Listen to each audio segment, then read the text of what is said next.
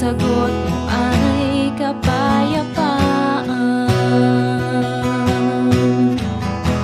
Sa mundo ay kahirapan, yaman ko ay sa'yo natagpuan.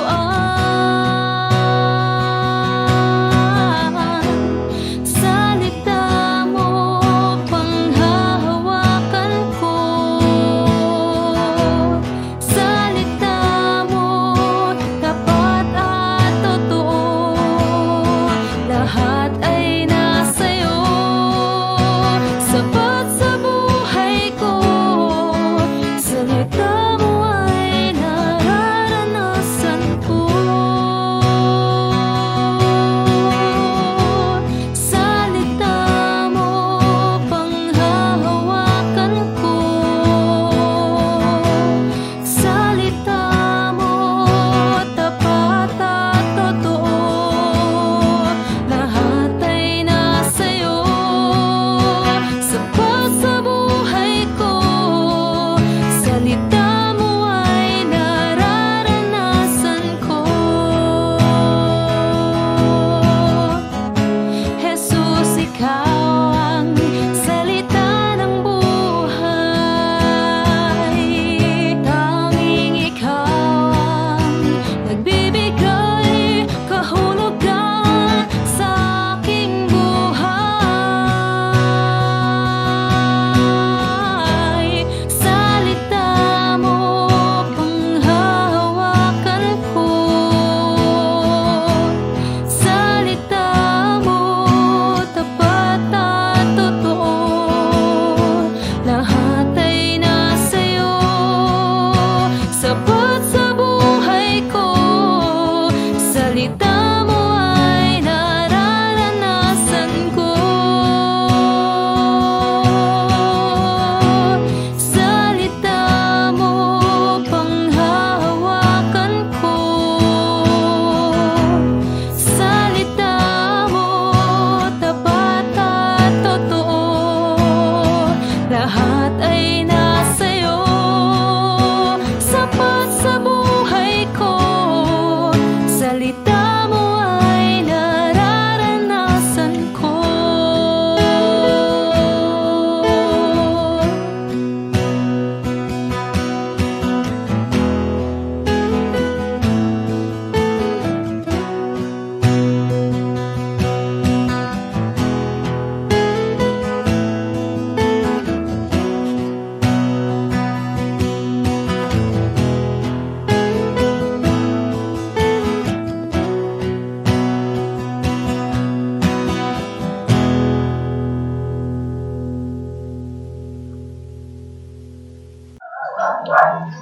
Grace ang mapagpalang umaga sa ating lahat. Purihin ang Diyos sa araw na ito.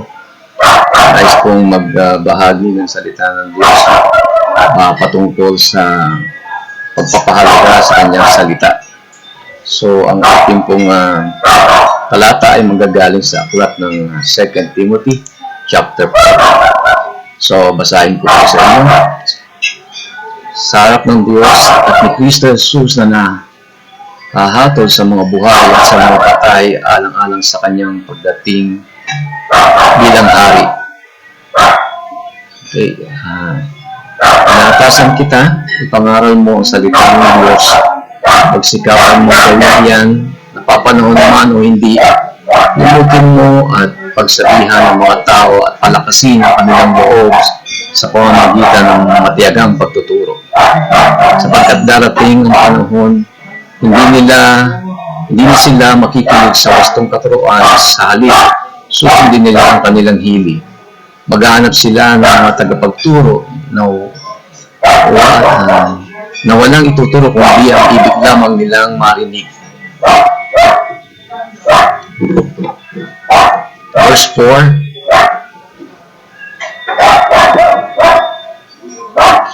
Hindi na sila makikinig sa katotohanan, sa halip ay ibabaling ang kanilang pansin sa mga kathang isip. Ngunit ikaw maging mahinahon ka sa lahat ng oras. Magtiis ka sa panahon ng kahirapan. Gampanan mo ang tungkulin ng isang mangangaral ng magandang balita at tuparin mo ng lubos ang iyong paglilingkod. So, pagpalain ng Diyos ang pagkabasa ng kanyang salita. Nawa ito ay magbigay sa atin ng kalakasan, magbigay sa atin ng liwanag sa mga bagay na kailangan natin maunawan at maintindihan bilang isang mananampalataya. So, nais kong na bigyan ng pumagat ang aking pong mensahe sa umagang ito. Prioritizing God's Word. Prioritizing God's Word. So, nais ko na sabihin na meron tayong tatlong punto na gusto ko pong liwanagin sa mga sandaling ito. Una, na ang salita ng Diyos ay foundation ng ating decision sa buhay. So, foundation of life's decision. Second, strength in challenges.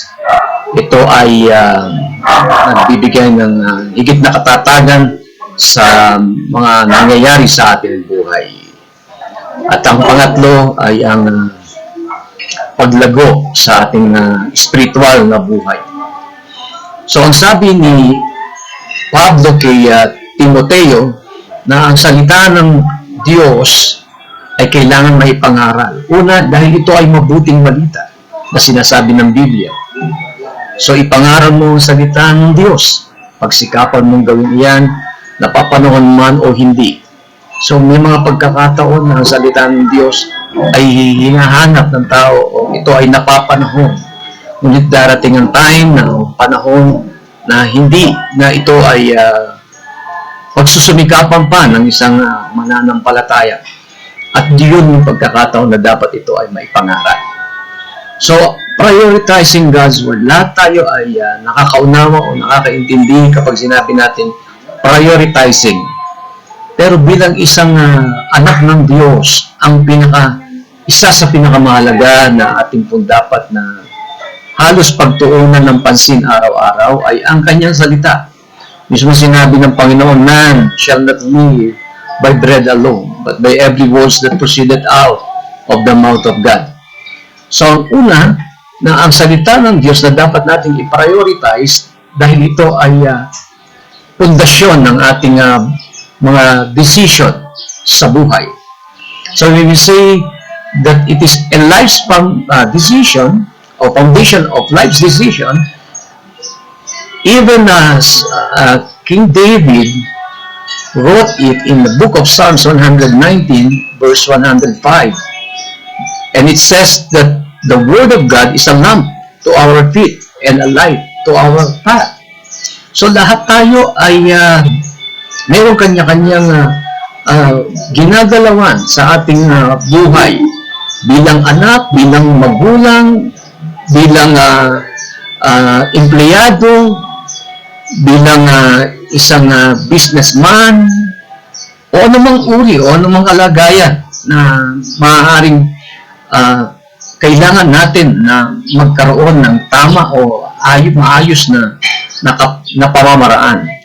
At ito ay pwede lamang mangyari kung tayo ay nandoon sa pagsunod sa salita ng Diyos, o masabi natin na buhay ang salita ng Diyos sa ating mga puso. Katulad halimbawa, bilang magulang na tayo ay tinuruan sa pamamagitan ng salita ng Diyos na maging mapagmahal, maging maunawain, magkaroon ng tamang pagpapasya at maging modelo, maging halimbawa sa ating mga anak. Kung si David, sinabi niya na ito'y lamp unto my feet. So, sa bawat hakbang ng buhay, kailangan merong kasiguruhan o merong direction. Lahat ng mga pangarap, lahat ng mga nais mo sa buhay na gusto mo mangyari, kailangan mo na ito ay merong sapat na support na ito'y hindi mo ikapapahamak o ito ay hindi ikasisira ng iyong buhay. Kaya minsan sa ating madilim na pangunawa o hindi maayos na pangunawa, doon lalo natin kailangan na ang salita ng Diyos ay nagbibigay liwanag sa lahat ng ating nilalakaran. Ayaw natin magkamali, ayaw natin na tayo ay mapahamak. sa mga decision na gusto natin gawin. So, ang isang kaparaanan, bigyan mo ng halaga. Prioritize mo ang salita ng Diyos. Huwag mo itong i-take for granted o huwag mo itong gawing pagkailangan mo at wala ka ng ibang malalapitan. Saka tayo lalapit sa salita ng Diyos. Okay, just a reminder that the Word of God is alive, quick, and powerful. That's what the Bible said. Kaya ito ay dapat hindi maging marupok na foundation, kundi ito dapat maging matatag na foundation sa ating buhay. That is why we need to prioritize the words of God in our everyday life's decision. So that is number 1. And number 2, kung ating susuriin na sa mahuling araw, ang sabi ni Pablo ay lubhang mapanganib na ang salita ng Diyos ay hindi na ito pinapahalagahan. O darating ang pagkakataon na ang pandinig ng tao ay ilalayo nila mismo sa salita ng Diyos at sila gagawa ng kaparaanan upang sa ganun na lahat ng kanilang narinig ay ayon sa kanilang kagustuhan. Ngunit hindi lahat sa pagkakataon sa ating buhay na ang lahat ng ayon sa ating kagustuhan ay nakapaloob sa kalooban ng Diyos. Kaya nga dapat natin ngayon na alamin, maliban na ang salita ng Diyos, dapat prioritize because it is foundations of life's decision. But not only that, this is also strength in challenges. So meaning, there will always be difficult times sa ating mga buhay. Okay? Mga difficult moments na maraming pagsubok, maraming maaaring darating na problema at susubukan ng iyong pananampalataya at lalo natin na makikita na kung gaano natin kamahal ang Diyos sa ating buhay. So, doon natin nakikita at doon natin nalalaman na tayo ay nagiging higit na matatag sa ating buhay mananampalataya kapag may pagsubok. Pero ito hindi pwedeng mangyari kung walang kalakip na panghawakan ang salita ng Diyos. Kaya nga, sabi mismo sa Isaiah 40 verse 8, that the grass withers, natutuyo, the flower fades, ang mga bulaklak ay kumukupas, but the word of God will stand forever. So the word of God will stand forever. Heaven and earth shall pass away, but the words of God will remain. Because the word of God is alive. And even the Bible said that the Word was God. Ang salita ay Diyos. In the beginning was the Word. So, ito ay napakatatag na.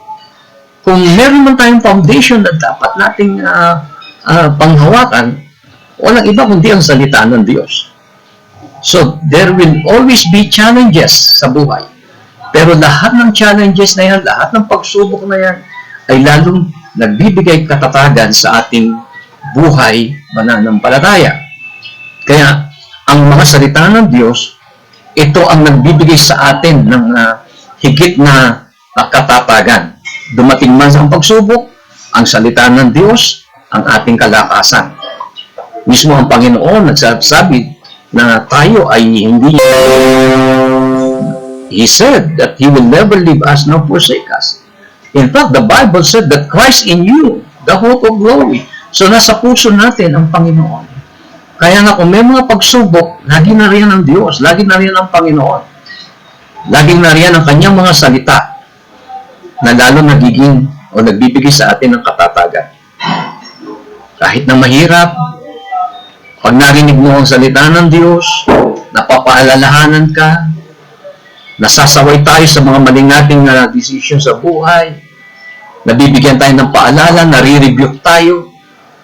Kaya nga mismo ang sabi ng Biblia na open rebuke is better than secret love.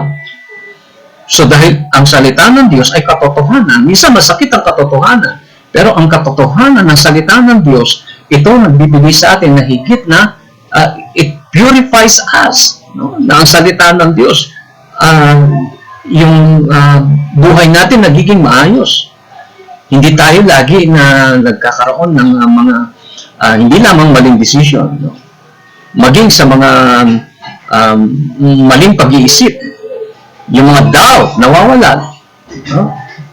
Kaya nga ang salita ng Diyos ang nagiging pagkain natin sa araw-araw. So, we truly need to prioritize God's Word. And last, number 3, spiritual growth and connection. So, in the book of Psalms 1, chapter 1, verse 2, but his delight is in the law of the Lord, and on his law he meditates day and night. So, ang kanyang ninanais ay ang mga salita, ang mga kautusan ng Panginoon. At ito ay lagi niyang pinagbubulay-bulayan araw at gabi. At ito ang isa na dapat ginagawa ng mga mananampalataya. Dahil sa mga huling araw, ang sabi ng Biblia, kung babasahin natin, ang sinabi ni Pablo kay Timoteo, na hindi na sila makikinig sa katotohanan. Sa halip ay ibabaling ang kanilang pansin sa mga katang-isip, sa mga walang katotohanan, sa mga bagay na maaaring naririnig nila na hindi nagiging higit na mahalaga. Pero ito ang kanilang pinangahawakan sa mga huling araw. Pero ang salita ng Diyos, sinabi mismo sa Book of Psalms na ito ay pinagbubulay-bulayan araw at gabi. Kaya nga, upang maiwasan at upang hindi natin maranasan ang ganitong mga panganib na maaaring mangyari, ang pananampalataya natin ay lumamig sa Panginoon, kailangan natin na pagbulay-bulayan ang salita ng Diyos. We need to prioritize God's Word sa ating mga buhay. At yan ang mga hindi dapat natin kinakalimutan. Lalong-lalo na kapag dumarating ang mga pagkakataon na tayo'y nanlalamig sa pananampalataya. Ulit natin hanapin ang Panginoon sa ating buhay. At kung nais natin masumpungan ng Panginoon, manatili tayo na saliksikin ang salita ng Diyos. Search the Scripture. That's what the Bible said. For and then you think you have an eternal life.